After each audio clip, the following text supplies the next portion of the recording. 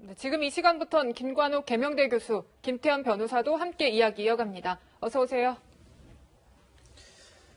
예, 정부와 대한의사협회, 정부의 4대 의료정책을 두고 입장 차이를 보이고 있습니다. 그런데 교수님, 이런 얘기 많이 나옵니다. 왜 하필 지금? 왜 하필 지금이냐? 이런 얘기 많이 나오거든요. 그 4대 의료 정책이라는 것 중에 이제 지금의 상황에서 굉장히 필요한 것들이 있었던 거죠. 예컨대 이제 공공의대 설립 같은 경우는 공공보건의가 사실 절대적으로 지금 부족하잖아요. 지금 코로나 사태에서도 사실 모든 의료진들이 전국에 있는 의료진들이 다 가세를 해도 사실 부족한 상황인데 이러한 의료진의 부족 같은 것들을 메꾸려고 하는 그런 정책들을 이 시점에서 하지 않으면 또 달리 어떤 또 시점이 더 있겠습니까? 또 하나가 이제 비대면 진료 같은 거거든요. 지금 상황에서 모든 것을 대면으로 한다 그러면 대면으로 이루어지는 환경이 아닙니다. 우리는 뭐 강의도 지금 원격으로 하고 있는데 이런 비대면 진료 같은 것들도 사실상 특수한 경우에는 허용이 돼야 되는 것들도 있거든요. 그래서 이러한 정책들이 사실상 지금의 어떤 필요성과 맞물려서 지금 출발하는 건데 왜 이때냐라고 얘기한다면 이런 상황이 예컨대 의료계에 좀 더 불리한 상황이라고 이제 판단하니까 왜 이때냐는 말을 하는 것 같아요. 하지만 정부의 입장에서는 더 중요한 것은 국민의 어떤 건강이라든가 뭐 이런 것들을 책임져야 되는 상황이기 때문에 저는 필요한 시점에서 지금 추진되고 있다. 하지만 의료진의 어떤 이해관계도 또 맞물려 있는 것이기 때문에 충분한 협상은 또 필요하다 이렇게 생각합니다. 네, 지금 굉장히 강대강으로 맞서고 있습니다, 평론가님. 보면은, 그러니까 정부에서는 어느 정도 유보를 하겠다는 입장을 밝혔지만, 의사 측은 김대중 정부 때의 약속을 지키지 않은 거 아니냐, 철회해야 된다, 이렇게 맞서고 있는데, 어떻게 보십니까? 저는 뭐 앞선 첫 번째 질문도 그렇고, 지금 의료진들의 불만도 그렇고요. 과거 조선시대 이야기가 좀 떠올랐는데, 임진왜란 때 우리나라에 의병이 굉장히 많았습니다. 전국 각지에서. 그런데 병자호란에는 의병에 대한 기록을 많이 찾아볼 수가 없어요. 네. 그 이유가 무엇이냐? 임진왜란에 활약했던 의병장들 공로를 인정받는 것이 아니라 이 조선의 조정에서 전부 다 토사구팽했기 때문이죠. 마찬가지로 지금 이 의료진들이 겪는 심정이 그때 임진왜란 때 의병들과 비슷하지 않을까. 코로나 1차 유행했을 때 이분들이 앞장서서 정말 헌신하고 일부 개원인들 같은 경우는 자기들 먹고 사는 문제 병원 문 닫아놓고 대구로 달려가고 그랬거든요.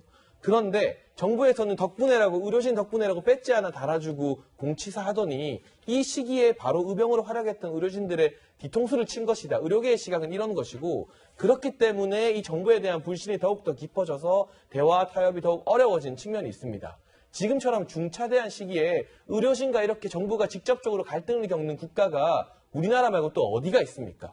모든 일에는 때와 시기라는 것이 중요한 법인데 지금 이 시기에 2018년부터 문재인 정부 들어서 추진해왔다는 이유로 공공의대 설립이나 뭐 한약, 첩약, 뭐 급여화 등의 여러 가지 4대 정책을 무리하게 밀어붙이는 것 자체가 저는 정부에서 때를 잘못 놓친 것이다. 실기했다고 보고 있고요. 우선 가장 큰 피해자는 국민들이기 때문에 여기에 대해서 국민들의 불안감을 좀 낮추기 위해서라도 정부가 무조건 고강도 자세로 영업 개시 명령, 이제 업무 개시 명령 다시 내리고 고발한다 이런 자세로 나오는 게 아니라 모든 것을 원점에서 검토하고 이때까지 했던 고소고발 다 취하하면서 의료진들과 진정으로 대화하겠다는 자세를 보일 때만 이 문제가 해결할 수 있는 첫 단추가 끼워질 거라고 봅니다. 네. 지금 방금 뭐 그래픽에도 나갔지만 김경엽 더불어민주당 의원 같은 경우에는 극우 종교 수구 정치와 함께 국내 악성 바이러스 3종 세팅 파업에 참여한 의료진을 여기에 넣었는데 비난 수위가 굉장히 센 것 같습니다. 이게 보면 의대 정원 확대, 공공의대 시설, 뭐 급여화 시범 산업 사업 그리고 원격 의료 추진 이렇게 4가지 사안이 근본적인 문제인데 여기서 큰 문제는 의과대학 정원 늘리는 문제 아니겠습니까? 공공의대 설립도 아마 의사수를 늘린다 이런 건데 지금 변호사님께서 보실 때는 이게 정말 의사수가 우리나라 부족하기 때문인 건지 일각에서는 지역의사 부족 문제가 뭐 이게 분배의 문제 아니냐 사실은 이렇게도 보는 사람들이 있거든요. 이거 어떻게 보세요? 근데 뭐 의사수가 부족하다 아니면 부족하지 않다는 뭐 기준을 잡기가 애매하기 때문에 그 뭐 보는 사람마다 통계를 어떻게 해석하느냐 좀 다른 거지 뭐 절대적으로 부족하다 아니면 넉넉하다 할 수 있는 부분은 아니에요. 근데 아마 이제 의사협회 쪽에서 부족하지 않다라고 보는 거는 전체 인구 대비 이제 의사수를 좀 보는 것 같고 네. 복지부 쪽에서 의사수가 부족하다라고 하는 거 앞서 이제 앵커 잠깐 얘기했던 건 분배의 문제. 그러니까 수도권은 넉넉한데 지방 같은 데는 부족하다 뭐 이 얘기를 하는 겁니다. 그런데 이 생각을 한번 해봤어요. 그럼 지방에는 아무래도 수도권에 비하면 지방에는 의사가 좀 덜 한 건 맞죠? 그러면 지방의 예를 들어 공공의대든 뭐 공공의전원이든 뭐든 해가지고 지방에서 의료진들이 많이 일할 수 있게 의사수를 늘린다고 합시다. 그럼 지금 같은 상황에서 그 의사들이 지방에서 개업하면은 정말 건강한 필요한 예를 들어 뭐 흉부외과라든지 뭐 감염내과, 이번에 코로나가 사실 다 그런 거 아니겠습니까? 네. 내과 뭐 이런 거 할까요? 아니면 요새 인기 있는 성형외과, 피부과, 안과 이거 할까요? 이거 생각해 보면 단순히 이제 이게 의사수 늘린다고 해결되는 문제는 아니라는 얘기들 나오거든요. 결국 이제 뭐 성형외과도 중요하고 피부과도 중요하지만 우리 목숨이랑 정말 이제 그 관련 있는 거는 소위 말해서 인기 없다는 뭐 흉부외과, 뭐 감염내과 뭐 이런 데 아니겠습니까? 네. 정말 목숨과 관계 있는데. 근데 지금 의료수가 시스템 같은 데 보면 지방에 있는 병원들에서 흉부외과 안 늘린다라는 거죠. 왜? 돈이 안 되니까. 그래도 성형외과, 피부과가 돈 되니까 그것만 늘린다는 거예요. 그럼 의사 많이 뽑아가지고 지방에 막 배치합시다. 그 지방에 배치된 의사들 뭐 하겠어요? 자기 먹고 살아야 되는데 다 성형외과, 피부과, 안과 하려고 하죠. 그러니 뭐 의사수 늘리는 것도 뭐 다 좋은데 근본적인 이 병원 시스템하고 의료수가체 이거 고치지 않으면 의사수 아무리 늘어봐야 성형외과, 피부과, 안과만 늘어나지 정말 우리가 필요할 때 심장수술 받으러 지방에서 서울 안 올라오고 야 나 우리 동네에서 심장수술 받을 수 있어 이 시스템이 구축이 될까? 네. 전 쉽지 않을 거라고 보는 거거든요. 참 지금 이런 가운데 더 논란에 좀 불을 지핀 게요, 교수님. 네. 그러니까 공공의대 학생 추천하는데 시민단체 얘기가 거론이 되면서 더 논란이 불이 붙었는데, 그러니까 복지부에서 해명을 하긴 했습니다. 근데 논란이 수그러들지가 않는 것 같아요. 그러니까 뭐 이 학생 선발을 할 때 지자체장과 단체장과 시민단체 추천을 받는다. 뭐 이런 법안이 있었던 모양이에요. 이게 2년 전에 나왔던 법안의 어떤 내용의 일부인 것 같은데 이것이 실질적으로 결정된 것은 아니죠. 그런 안이 있는 것이고.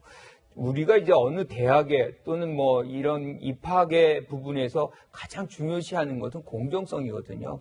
그런데 이런 식으로 특정인이 이런 입학의 결정권을 준다면 사실상 그것에 대해서 국민들이 얼마나 동의를 하겠습니까? 네. 공정성, 투명성이 담보될 수 없다고 저는 보거든요. 그래서 이런 안이 나왔다는 것 뿐이기 때문에 이것이 실질적인 어떤 입법화로 이어질 가능성은 전 거의 없다라고 생각합니다. 네. 교수님, 보면은 이게 시민단체 추천제, 뭐 이런 게 지금 너무 공공연해지는 게 아니냐. 뭐 지금 뭐 KBS와 경찰위원도 시민단체가 참여한다. 뭐 이런 법안들이 논란인데 다른 나라도 이렇게 시민단체들이 많이 참여를 하나요? 글쎄 뭐 시민단체가 뭐 의대생 뽑는데 참여한다는 얘기가 다른 나라 사례 다 조사한 건 아닌데 좀 생소하죠. 앞서도 말씀드렸듯이 이게 이제 입시제도, 솔직히 말해 입시입니다. 뭐 입학도 그렇고 예를 들어서 저 회사에 입사하는 것도 그렇고 근본적으로 길게마다 입시예요. 입시에서 가장 중요한 게 공정성이거든요. 공정성을 담보할 수 있는 건 뭐냐? 내가 어디다 지원했는데 떨어졌을 경우에 떨어진 사람이 수긍하는 게 가장 공정한 겁니다. 아, 내가 그날 수능 시험을 참 못 봤어. 그러니까 나는 당연히 떨어질 수밖에 없어. 고등학교 3년 동안 내가 공부를 안 해서 내신이 좋지 않아. 그러니까 나는 떨어질 수밖에 없지. 입사할 때도 마찬가지입니다. 나 학점도 좋지 않고 뭐 어학 실력도 안 좋고 내가 떨어지는 게 당연해. 떨어진 사람이 그게 이제 결과를 보고 수긍할 수 있어야 공정한 것이거든요. 그런데 뭐 이것저것 자꾸 추천 들어온다고 합시다. 뭐 시민단체 추천하고 이거 추천하고 저거 추천하고 시도주체 추천하고 그런 걸로 만약에 합격자가 결정되는 요소에 중요하게 작용된다면 떨어진 사람이 수긍하겠습니까? 나는 예를 들어 저기 장해찬 수험생보다 김태현 수험생 성적이 더 좋은데 장해찬 수험생은 시민단체 추천받았고 나는 못 받아서 장해찬 수험생은 의사되고 나는 못 됐어. 이거 수긍하겠냐고요? 수긍 못 하거든요. 그러니 단순히 의대생뿐만 아니라 모든 거 입사도 마찬가지고 대학 갈 때도 마찬가지고 과연 떨어진 사람이 그 결과에 납득을 하고 수긍하고 내가 더 1년 열심히 해서 다음에 다시 오겠습니다라고 할 수 있는 시스템을 구축하는 이게 중요한 거거든요. 근데 이것저것 추천 많이 들어가면요.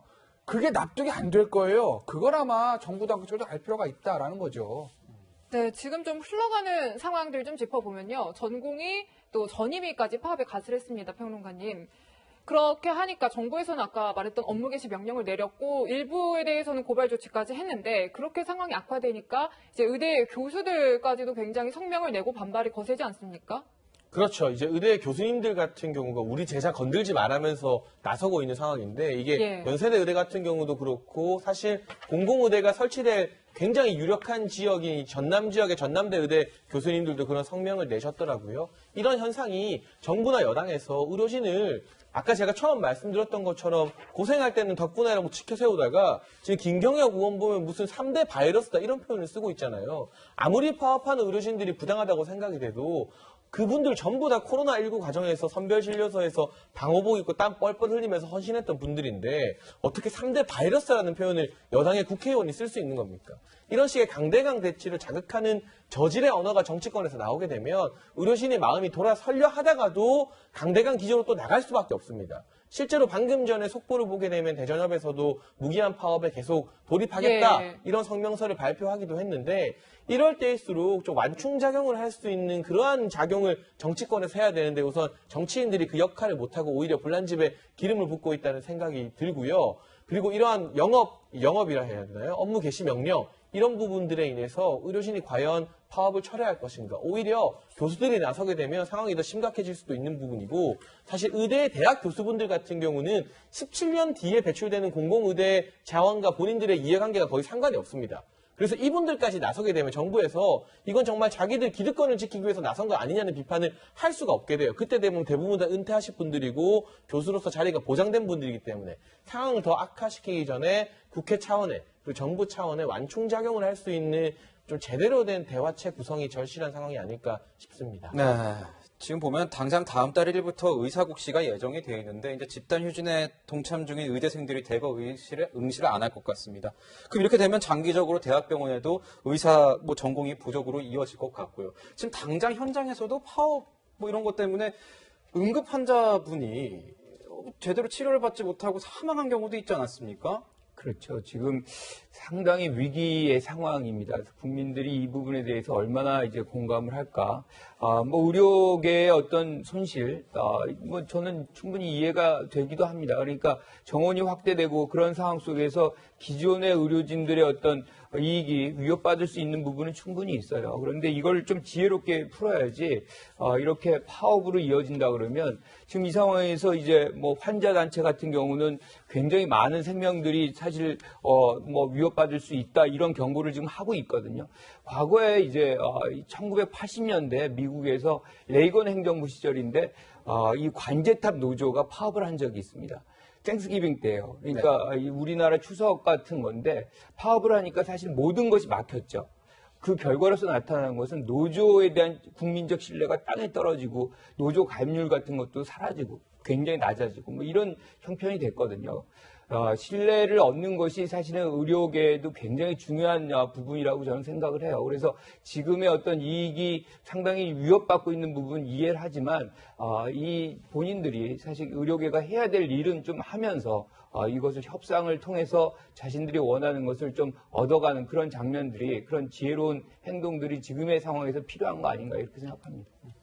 네, 이런 상황에서 의사협회 9월 7일에 또 무기한 총파업이 예고돼 있습니다, 변호사님. 네. 지금 어떤 해법 필요하다고 보십니까? 글쎄, 이게 이제 사실은 정부도 지금 얘기를 꺼내놓은 거고, 그리고 의사협회도 지금 이렇게 좀 강대강으로 달리고 있어서 누구 하나가 지금 이제 치킨 게임이기 때문에 누구 하나 확 여기서 처리하기는 쉽지는 않을 거예요. 근데 다만 앞서 이제 오늘 오전에 속보를 보니까 국회 환노위 한정희 위원장이 입법 이거 협의해서 처리할 거지 강행 처리하지 않겠다라는 걸 네. 전공의 협의한테 밝혔다는 거예요. 이제 그러면 사실은 양측에서 조금 이 타협점을 찾을 수 있는 것이거든요. 의사협회 입장에서 보면 야 이거 협의도 안 해보고 무조건 여당이 180석 가지고 있으니까 자 법안 나왔어 시작 끝 이렇게 밀어붙이려는 거 아니야 이 얘기거든요. 그런데 이제 한정희 위원장 그 보건복지위원장이기 때문에 키를 쥐고 있는 사람입니다. 무조건 강하게 처리하는 게 아니라 우리가 협의를 하겠다라는 얘기를 해서 좀 사실은 이제 협상을 그 문을 좀 열어둔 것이거든요. 아마 그렇게 해서 조금씩 양보를 해서 좀 처리하는 게 맞지 않을까 싶습니다. 네, 지금까지 의료 정책을 놓고 벌어지는 정부와 의료계 강대강 갈등 상황 짚어봤습니다.